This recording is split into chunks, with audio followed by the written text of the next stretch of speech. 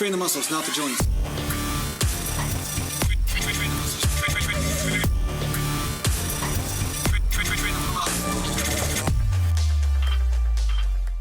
Welcome back to Natural Glam Bodybuilding. Mountain. And today I'm going to talk to you a little bit about how I got big as a natural bodybuilder. Like, what weights did I use? What rep ranges? Because somebody just asked, and I know I've answered this question before, but just to be specific, I want to basically say that as much as you may see me do 15 reps or 20 reps or 10 reps, depending on whether you're watching my vlogs on Rumble. So if you haven't watched any of my workout vlogs on Rumble, I'll put a link in the description so that way you can go and subscribe there, and make sure you click on your profile and to receive all notifications, because there's a way of doing that on Rumble as well. And therefore you will get notified when I upload a workout vlog on there. So I am uploading workout vlogs on Rumble regularly, at least one a week, maybe two a week. And therefore you can kind of keep in touch with what I'm doing and what I'm training for right now, like what my workouts are looking like and stuff. So that said though, somebody just asked me, like, what, at the peak of my career, what rep ranges was I using? And was it heavy or was it light? Now, the truth is that it was both. It wasn't always heavy and it wasn't always light. It was a combination of both. And it's how I mixed those rep ranges up that was the key factor in gaining muscle. Now, of course, the diet mattered the most. You have to make sure you're eating enough protein, which I've talked about a lot of times too. You have to make sure you're eating enough energy food as well.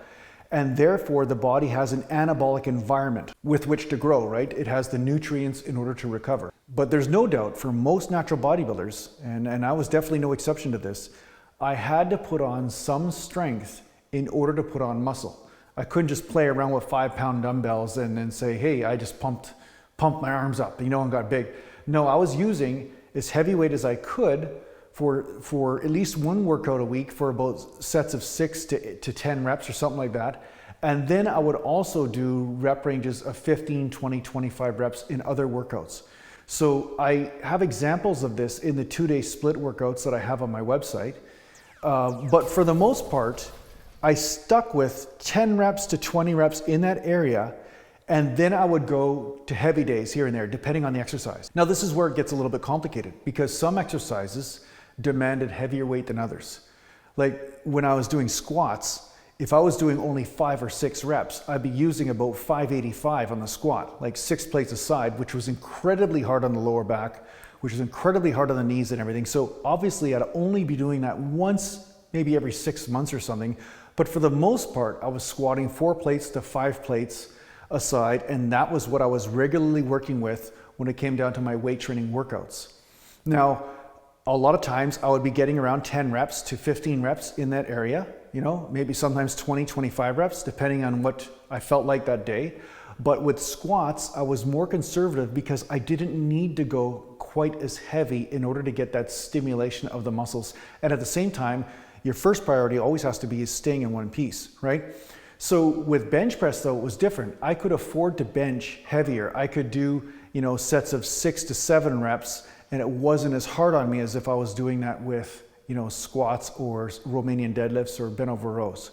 So I was learning how to play with the different weights and realizing that each exercise had its own rules around whether, or what classified as heavy or what classified as moderate weight. And what I would do is rotate the weights, right?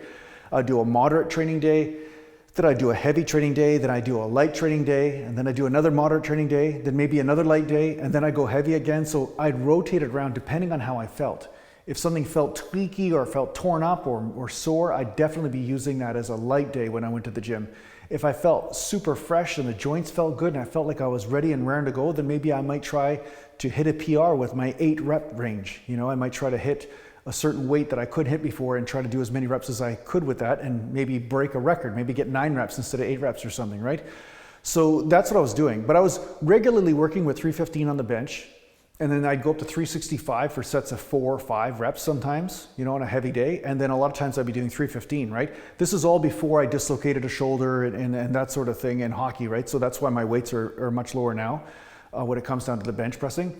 But I was regularly working with 3 plates and above, And then the odd day I would pump out with just 2 plates a side or 275 or something like that. And I just pump out lots more reps, right? So that's really the answer. You have to find your own perfect combination. It's not necessarily about either or, but one thing I will say is that if you're just doing endurance work, you're definitely never going to put on the amount of muscle that you want to put on as far as bodybuilding goes. Endurance work won't do it.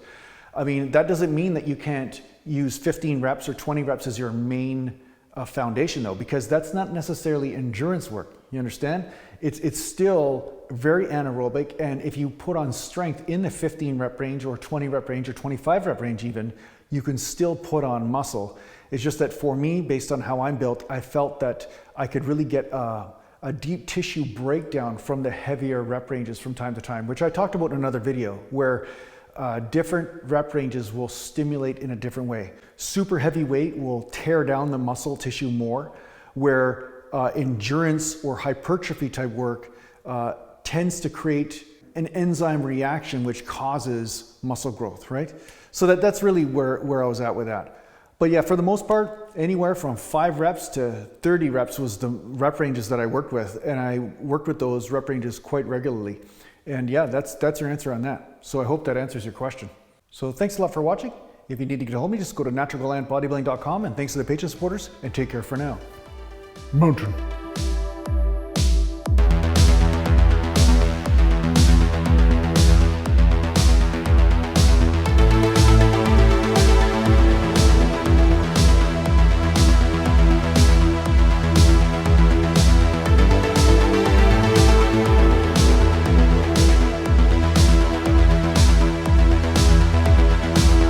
Natural land.